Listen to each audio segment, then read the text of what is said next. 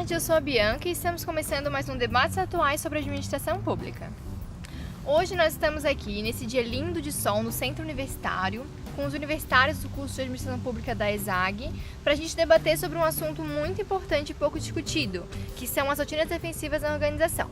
Agora, pessoal, peço que vocês se apresentem para a gente mostrar para os nossos ouvintes quem são vocês.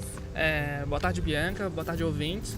Meu nome é Ed, eu tenho 21 anos, sou graduando do curso de Administração Pública. Eu estou na 5ª fase e atualmente eu estagio na Procuradoria-Geral do Estado. Boa tarde, pessoal. Eu sou a Valquíria, eu estudo no 5º termo noturno. Eu já sou formada em Direito, então Administração Pública é a minha 2ª graduação e eu sou auditora fiscal de controle externo do Tribunal de Contas aqui de Santa Catarina. Oi, gente, tudo bem? Primeiramente, queria agradecer a Bianca por nos convidar para estarmos aqui hoje. Meu nome é Suiane, tenho 20 anos, juntamente com todos que estamos aqui. Estudo também Administração Pública na ESAG, também estou na 5ª fase e atualmente eu faço estágio no Tribunal de Justiça de Santa Catarina. Oi, gente, meu nome é Sofia, eu também estou na 5ª fase do curso de Administração Pública na ESAG. Eu tenho 19 anos e já estagiei em um órgão público, então eu sei bem como é a rotina defensiva no dia a dia. Muito bom, pessoal. Então agora eu peço para que vocês introduzam um pouquinho o tema para que nossos ouvintes estejam por dentro do conteúdo.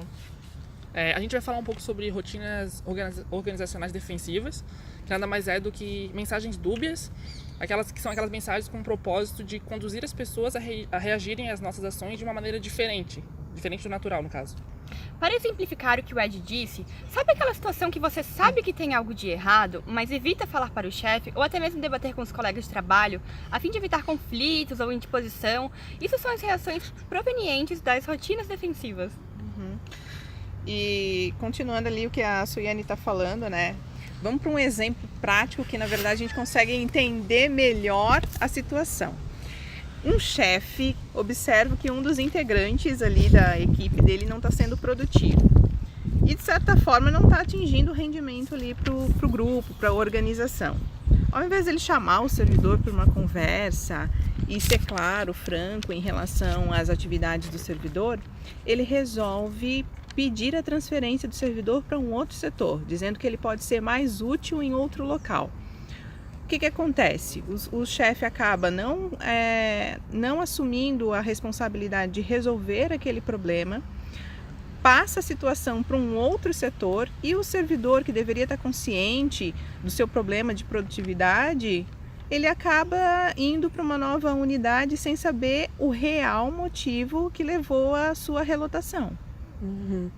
Isso fica muito claro, assim, pra gente visualizar os exemplos de teoria proclamada e teoria em uso, né? Proclamado é aquilo que eles dizem fazer. Então, esse servidor que não está sendo produtivo, que não fez alguma coisa, esse chefe diria, não, se isso está acontecendo, então você vai ter um treinamento, a gente vai ter um determinado espaço para se desenvolver, não vai ser eliminado do setor, mas o que ele realmente faz é transferir esse servidor para um outro local e fingir que esse problema nunca aconteceu. Às vezes ele só está transferindo o problema de local realmente. E é bem aí, Sofia, que as rotinas elas se fortalecem. Essas pessoas elas acreditam que algo é muito difícil, quase que impossível, e acabam deixando de lado esse sentimento de responsabilidade e transferindo ele para outra pessoa. E isso acaba impactando de forma significativa no andamento da organização. Então, assim, quer dizer que as rotinas defensivas elas são uma espécie de mal-estar que as pessoas na organização sentem, porque elas se sentem intimidadas em expor suas opiniões sobre determinados assuntos.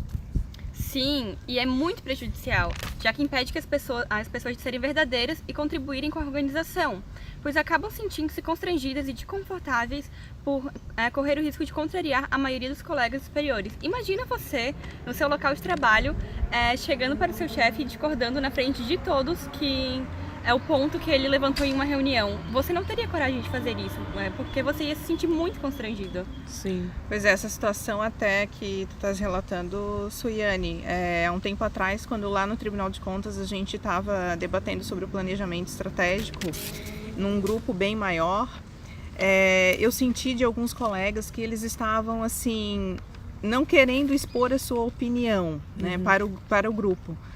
E no final eu obtive essa certeza quando eu fiquei sabendo que alguns ali estavam colocando de uma forma mais privada, que não estavam concordando com o elenco de objetivos estratégicos que estavam sendo escolhidos e tal. E para mim ficou claro assim que as pessoas estavam bem constrangidas de expor a sua opinião e acabar não sendo aceitas pelo grupo, né? Então é como se discordar fosse um grande problema, fosse uma vergonha, fosse algo que deixasse ela completamente isolada ou diferente do grupo. Isso é bem claro que está deixando aí o que significa a mensagem dúbia, né? Que não é deixar claro a real intenção, objetivos e pensamentos sobre determinado assunto. Na realidade, eles mascararam os sentimentos deles a fim de evitar o constrangimento e estão gerando também uma falta de confiança. É importante frisar também que essas mensagens dúbias, elas não se encontram apenas dentro de um ambiente organizacional. Trazendo um pouco isso que a Suiane falou para o lado organizacional, as mensagens dúbias elas podem ser apresentadas no momento em que um servidor vai apresentar uma proposta ao seu gestor. Para não discordar da proposta, não dizer que ele realmente não gostou, o gestor acaba utilizando essas mensagens dúbias, por exemplo, precisamos estudar a sua proposta, e não expressando a real opinião do que ele tinha sobre o projeto apresentado. Então, assim, um exemplo do nosso dia a dia que possa nos relembrar as rotinas defensivas é quando, por exemplo, meu filho tá se arrumando e ele fica perguntando pra mim se a roupa tá boa, se ele tá bonito. E assim, eu tenho tanta coisa pra fazer dentro de tudo que tá acontecendo. A última coisa que eu vou dar importância é se a roupa dele tá bonita, se ele tá bem arrumadinho. Só que mesmo assim, eu vou falando pra ele, não, filho, você tá lindo, continua assim. Então eu acho que isso é um belo exemplo de rotina defensiva no nosso dia a dia, né? É uma mentirinha, né? É como se fosse... Na realidade, é que também existe a mentira organizacional, que é quando a pessoa agradece algo, como por exemplo um feedback que recebeu, mas na realidade levou para o lado pessoal e como uma crítica, ou quando alguém chega com um trabalho e pede para a pessoa avaliar, só que ela realmente não gostou, e a fim de evitar o mal-estar, ela simplesmente elogia e acaba com o assunto. Entendi. E eu acho que essa falta de troca de experiência, falta de conversação, como a Val já citou no exemplo dela ali, entre as pessoas avaliando o que estava sendo proposto mesmo? O planejamento estratégico, a gente está discutindo os objetivos estratégicos da Então, era uma coisa que era interessante a todos, né? Que Sim. deveriam todos manifestar a opinião e no final essa falta de conversação entre eles prejudica muito a empresa, o órgão, seja lá o que for, até o convívio, né? Engraçado que a gente pensa que é algo assim bem pessoal, né? Que isso só vai me atingir ou vai atingir uma pessoa específica. Mas a verdade a gente acaba prejudicando com essas atitudes toda uma organização. Então, quer dizer, a gente estava discutindo ali um assunto super importante, que na verdade os objetivos estratégicos eles servem de uma organização, servem para mostrar para a população, para a sociedade, o que norteia, quais são os focos da organização. Até o que ali. representa, né? Exatamente. E a gente não falando, a gente pode acabar transmitindo uma informação totalmente equivocada, porque a gente fica com medo de expor a opinião e acabar contrariando os colegas. Exato, que os próprios servidores não se identificam com Exatamente. aquilo. E daí a gente vai fazer um jantar em casa e falar, ai não, no planejamento estratégico da minha empresa estão fazendo isso.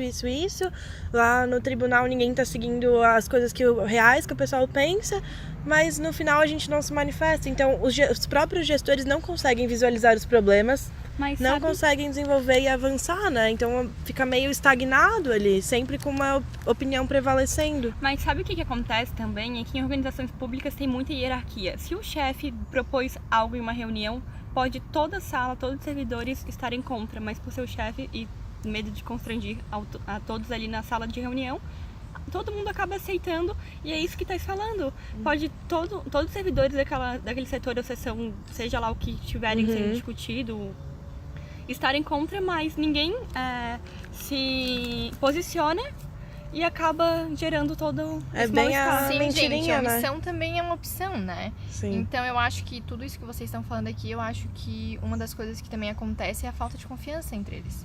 Porque é muito pertinente que tu fale a verdade. E quando tu se omite ou tu fala mentirinhas, né? Mensagens dúbias. A famosa mentirinha inocente, Isso. né? É. De, Tu acaba não, tô criando mentindo pra não machucar. ambiente que falta muita confiança, né? Uhum. Sim, o que acontece é que na organização a gente tem muito trabalho em equipe, né?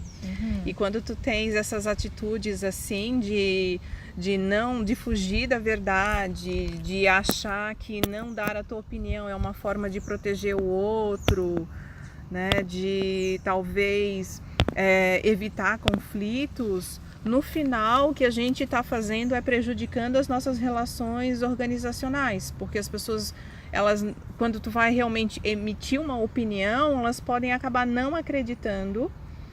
Elas ficam desconfiadas, né? Então fica um ambiente assim que as pessoas de desconfiança. E que não é bom, porque num ambiente de trabalho a gente precisa muito confiar no trabalho do outro, na opinião do outro, porque isso tem influência no nosso próprio Até trabalho, a própria delegação de tarefas, né? Que acontece muito no setor público é isso. A gente fica com aquele determinado serviço que não era pra gente estar com aquele bolo de coisa na mesa, mas acaba ficando porque a gente não confia no servidor do lado, que já falou em pequenos grupos a sua determinada opinião sobre mim, sobre tal organização, mas pra mim não falou nada. Então eu fico com aquele pezinho atrás, né? E sabias que isso eu tô vivenciando muito no meu estágio, que bem isso que tu falou, Sofia, de que acaba gerando um bolo de trabalho em determinado setor. Por exemplo, a gente está capacitando todos os servidores do Tribunal de Justiça esse ano.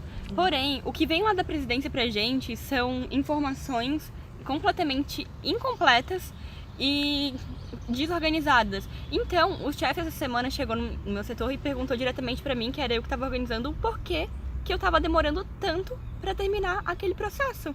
Aí eu expliquei para ele, né, que tava chegando informações desencontradas, eu tava organizando, tabelando tudo conforme tem que ser feito para eu conseguir fazer o meu procedimento. E até conversei com ele, né, não tem como o senhor questionar lá na presidência, já que o presidente está questionando, para ser algo mais eficiente aqui. A única resposta que ele disse é: eu não vou incomodar ninguém da presidência. A gente sabe que tá sendo errado, que tá fazendo errado, mas continua com o mesmo comportamento para evitar o conflito, não é? E quando esse gestor, no caso, ele usa essas mensagens dúbias para um servidor específico, ele acaba não só atingindo o servidor, deixando ele impotente, com esse sentimento de responsabilidade que ele não vai ter, mas lá na atividade fim, no final, ele acaba impactando todo o processo organizacional. E sem falar a questão da desmotivação, né? Sim. Porque quando você não recebe uma mensagem clara sobre o teu trabalho, tu não sabe se está fazendo corretamente. Sim. Né? E também tem aquele outro lado, né? Quando a pessoa às vezes recebe uma crítica, às vezes ela diz oficialmente que ok, vou melhorar, vou me esforçar, da próxima eu faço melhor, e ela também às vezes não quer colaborar e acaba não mudando, né? Que também é uma resposta negativa dela essa. Claro, porque é muito mais fácil ignorar, né? Sim. E não receber um projeto detalhado do que tem que ser feito realmente causa muita sensação de impotência, porque tu vai fazer algo completamente diferente às vezes do que a pessoa espera, e tu chega pra pessoa, a pessoa mostra ali e fala: nossa, mas não é isso que eu quero. Aí tu pensa: nossa, eu fui muito incapaz de fazer tal serviço, que no final era uma coisa simples. Sim. Acho que às vezes a gente sente que falta engajamento dentro do serviço público, porque tem essas relações assim que são muito dúbias, que não são claras, que não são objetivas. Então o servidor, a dificuldade dele de se engajar numa relação que é de trabalho que é verdadeira, né? Quando ele está cercado, e ele também reproduz essa mentira. E o que é mais engraçado é que não é uma característica da personalidade da pessoa, é algo que é da cultura organizacional. Ela vai se mudando conforme o ambiente. Sim, e tanto que às vezes tu tem servidores antigos que reproduzem, como tu tem servidores que acabaram de entrar na organização e eles incorporam aquilo com uma naturalidade e vão reproduzindo essas rotinas que se criticam. Acaba tornando-se racional, né? Sim. E é muito engraçado que sempre que tu chega agora eu sou bem nova. Sempre que eu chego num estágio novo, eu cheguei no meu último estágio, eu olhei tudo e falei: meu Deus, alguém tem que fazer uma planilha pra isso. Alguém tem que fazer isso pra isso. Alguém tem que criar um novo processo pra fazer tal coisa. Todo mundo falava. Todos os outros estagiários que já estavam ali há um pouco mais de tempo que eu. Todo mundo já tentou fazer isso. Todo mundo já teve essa ideia. Não acha que tu é a única estrelinha. Todo mundo já sabe que tem que organizar o arquivo. Todo mundo tem essa noção. E era sempre assim, sempre essa resposta de que, pô, todo mundo que chegou aqui já teve uma ideia inovadora e queria colocar em prática, mas ninguém conseguiu. E o que aconteceu? Eu cheguei lá, a gente falou assim, vamos mobilizar todo mundo então. Todos os estagiários. Se todos nós temos a consciência de que a gente tem que fazer uma coisa diferente, mas ninguém tem coragem de olhar pro chefe e falar assim não dá mais. Eu fiz isso no Assim estágio. não tá dando mais, assim não tá indo pra frente.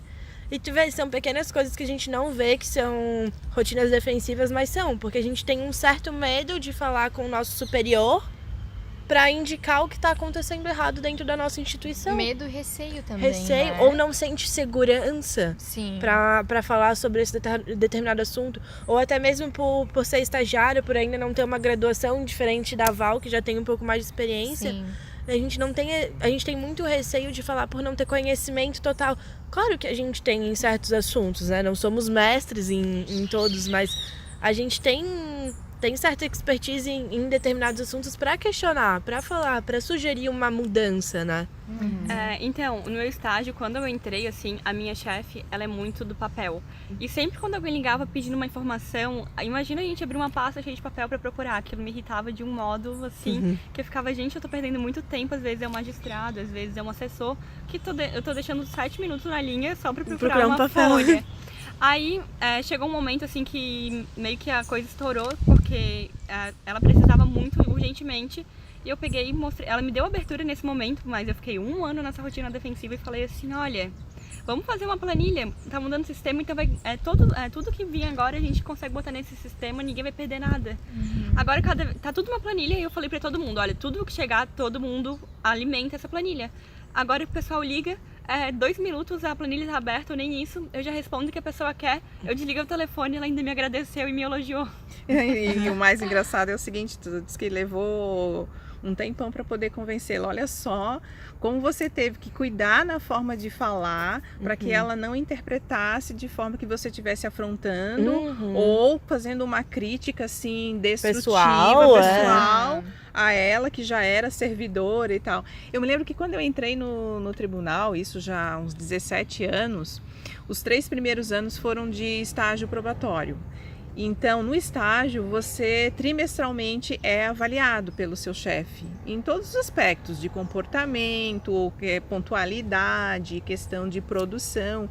E eu me lembro que, muito embora eu sou formada em Direito, eu soubesse dos direitos enquanto servidora e tal, eu tinha receio de expor algumas opiniões para não ser prejudicada na avaliação. Porque eu tinha medo que ela pudesse fazer uma avaliação negativa sem deixar claro que, na verdade, não havia motivo. Aí eu não teria como me defender. Então eu fiquei com medo dela usar o estágio probatório para poder se vingar de qualquer questionamento que eu fizesse que não agradasse. Isso é muito negativo. E aí o que acontece? Nesse período de avaliação, a gente acaba incorporando essas rotinas. Sim. Porque a gente padrão, começa a né? se adaptar para não sofrer retaliação. E quando a gente vê, ela já se tornou Sim, meio que tu se natural. molda a cultura daquela organização. Exatamente. E tu vê que tu já entra com esse pensamento, né? Ninguém te instruiu que se tu agisse de tal forma, tu seria julgada de forma negativa na avaliação. Mas são que nem a Bianca mencionou o exemplo do nosso dia a dia, né? São coisas que a gente interiorizou há tanto tempo, ao longo de tantos processos cotidianos, que quando a gente chega numa organização, pra gente é a coisa mais natural. Quando a gente chega, a gente não pode questionar o chefe, a gente não pode ter uma opinião muito forte, é natural que as pessoas não tenham uma postura rígida, e quando elas têm, elas são vistas de outra maneira. Com certeza. Sim. Nossa, que pessoa impositiva. Nossa, essa pessoa não tem como ser líder mesmo. Ela Sim. não é um líder, porque líder, ele concorda, ele apoia os outros. Sim. A gente não vê ela como uma liderança, a gente vê ela como tem que bater de frente, temos que tirar ela dali porque ela tá em posição de ou tá num cargo alto, ou tá acima de mim, como é que ela vai ser minha chefe? E é engraçado que a gente não tem até um pouco de empatia pra entender por que a pessoa tá ali, tá criticando, ou tá trazendo uma visão nova, uma nova perspectiva, né? Sim, eu me senti um pouco mais livre depois quando terminou o estágio probatório. Aí é como se eu me sentisse assim, já mais liberada para poder expor as minhas opiniões, falar do que realmente eu achava e não ter Sim. nenhum tipo de Punição, de né? punição, Mas de querendo ou não, retaliação. aquela cultura ficou um pouco em ti. Sim, né? com certeza, ficou. Com certeza ficou. E muito embora eu tente me vigiar para não reproduzir, eu sei que eu acabo reproduzindo. Inconscientemente, eu acabo reproduzindo, né? Quando assim, essa história de dizer assim, participar de uma reunião. Às vezes eu vou para uma reunião e as pessoas falam assim: tu não falou muito hoje e tal, mas eu não falei porque eu sei que se eu falasse, eu já tenho isso incorporado, que se eu falasse eu ia desestabilizar ali a discussão, ia prolongar muito o tempo de discussão, então eu acabo evitando, assim. Sim. E até a forma de eu falar. Uma coisa que eu aprendi muito é observar a forma, o tempo que eu devo falar com determinadas pessoas para que elas não interpretem de lado forma pessoal, equivocada né? e pessoal Sim. o que eu tô querendo falar, né? E que é negativo, porque na verdade numa relação de trabalho deveria ficar claro para todo mundo Que é que extremamente tudo que a gente falava profissional. é extremamente profissional, né? Só que as isso- pessoas não sabem diferenciar. Não. Isso a gente já estudou, né? Em várias outras matérias, essa coisa do brasileiro achar que todas as relações são extremamente pessoais, né? O Sérgio Buarque de Holanda, principalmente, ele menciona isso. Como o brasileiro acha que no trabalho ele tem que ser amigo de todo mundo. Exatamente. Ele tem que ser, pra ele ser bem sucedido, ele tem que ter amigos no trabalho. Então isso é engraçado, porque todas essas rotinas elas afetam no nosso dia a dia, né? E também na nossa área de trabalho. Você vai encontrar uma pessoa que você discutiu numa reunião, seu chefe, você não vai se indispor somente na área de trabalho. Sim. Você vai se indispor na hora que você encontrar ele num shopping da vida e não for dar oi, ou ele não te cumprimentar. E daí sim começa a ficar com aquela frustração ainda pior, né? Exatamente. Mas Porque vira pessoal isso de outras mesmo. matérias, até o brasileiro também, ele é muito patriarcal. Então muita gente na rotina defensiva não quer questionar o chefe. Sim. Não quer contrariar o chefe porque ele é meu superior e eu Sim. não quero me constranger. Às vezes ele também não te dá nem abertura pra opinar, imagina se tu vai contrariar ele, né? É, exatamente. Então, assim, pessoal, eu percebi que tem muitos pontos negativos, né? E será que vocês poderiam me falar algum positivo diante de tudo isso que a gente viu até agora? Olha, é bem difícil. complicado, né? Eu também acho bem. Eu consigo ver um ponto positivo nessas rotinas, tendo uma visão como gestor. Ele tem dificuldade de aceitar essas sugestões de ideias inovadoras, mas vem daquela famosa citação da administração pública do medo. Ele se vê restringido a fazer aquilo pode impactar ele de alguma forma direta. E ele fazendo essas medidas, fazendo essas rotinas defensivas, ele acaba favorecendo somente a ele e não se preocupando com o ambiente externo. É porque também assim, né, a pessoa acaba não assumindo responsabilidade. Eu não consigo ver algo positivo. Eu acho que é algo bem destrutivo. E muito embora, claro, o que o Ed está levantando é do ponto de vista daquele que se quer proteger, porque a gente já estudou e viu na literatura que essas rotinas, elas têm como objetivo proteção, né? Proteger as pessoas. Tanto pra que elas não acabam se sentirem- isolando. Isso, É. para elas não se sentirem ofendidas e tal, mas no fundo acaba destruindo toda uma relação organizacional, né? Porque gera aquela que a gente já falou, de desconfiança, falta de credibilidade, tu não te sente motivado a apresentar projetos, a inovar, porque tu não sabe se a opinião que as pessoas estão expondo é uma opinião verdadeira. E até é engraçado que eu me questiono em relação à pesquisa de clima organizacional dentro da instituição. Quando se pergunta grau de satisfação com a equipe de trabalho e tal. Se nesse momento seria um momento que as pessoas se sentiriam mais livres para realmente expor a sua opinião, ou se elas continuariam a sustentar as mentiras, as mensagens dúbias para responder o questionário com medo que ele fosse revelar algo que na aparência não é. Que não condiz com o que a aparência... E eu acho que nem a Bianca falou, né? Que por mais que tu tenha tentado se desvencilhar de todas essas amarrações, assim, quando tu entrou no estágio probatório e tal, é muito complicado a gente realmente tirar isso da nossa vida, né? Então, nessa avaliação, a gente ainda fica com aquilo interiorizado. Ai, não vou criticar, né? Foi tão bonzinho comigo ao longo do ano. Ai, mas... ele sempre me tratou bem.